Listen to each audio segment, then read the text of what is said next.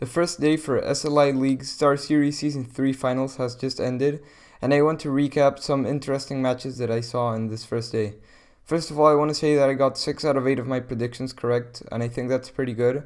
So I just missed the FaZe vs Hellraisers game and the Gambit vs Fnatic game. One of them was an upset, and then on the other one, Fnatic just destroyed Gambit.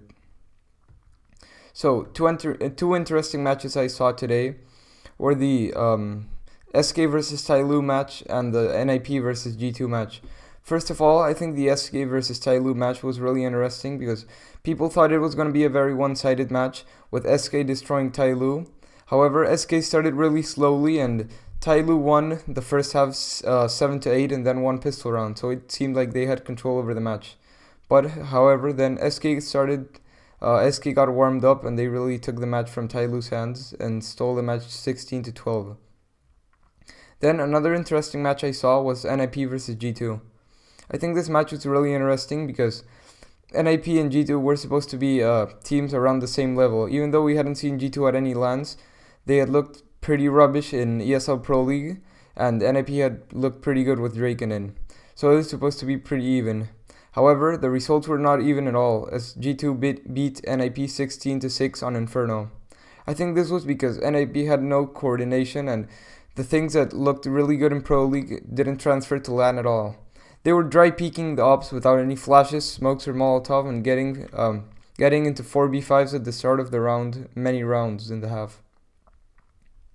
Also, I saw really good coordination from G2, and they kept calm and in good mood, and this is something that differentiates them from other French teams.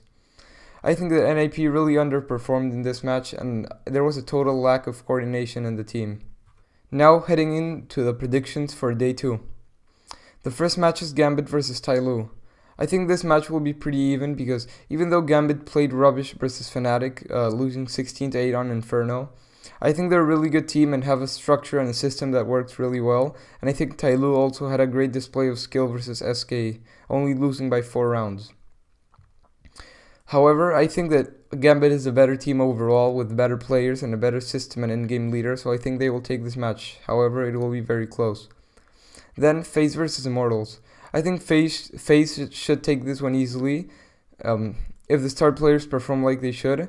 And Immortals will only take this, as I said before, if FNX plays really well and if the other stars play very well. Also, Henny didn't play very well versus North, so I think it should be a very important factor for this match. And I think FaZe is going to take it quite easily. Then Astralis vs North. Even though yesterday's result of Astralis vs CLG was very close, I think that was just because Kusta was playing really well, and the result would not have been the same without Kusta. So I think even though North destroyed Immortals yesterday too, I think Astralis is just a better team overall, much more skilled players, and I think they should take this match. And the only way that I see North taking this is if Magist and AC go crazy. Then G2 vs Hellraisers.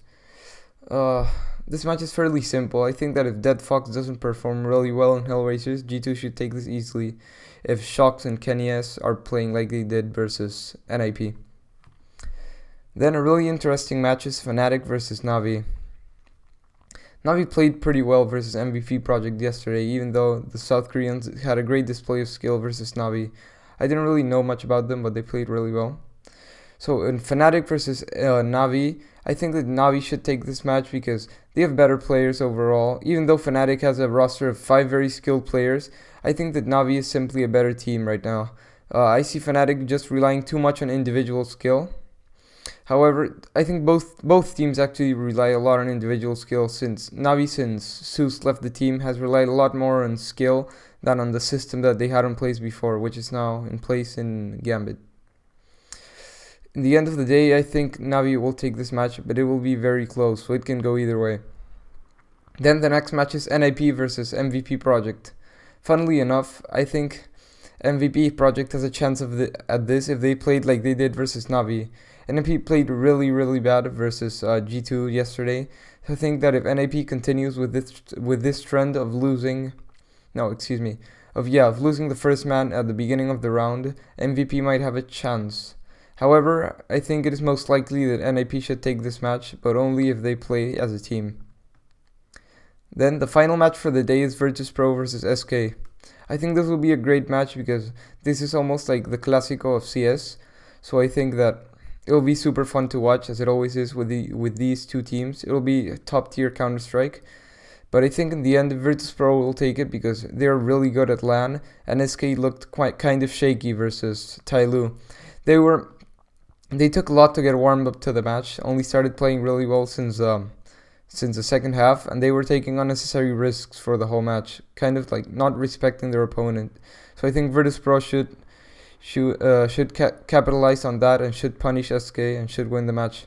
So to recap, the predictions for day 2 are Gambit winning over Tyloo, FaZe winning over Immortals, Astralis winning over North, G2 winning over Hellraisers, Navi winning over Fnatic, NAP winning over MVP Project, and Virtus Pro winning versus SK.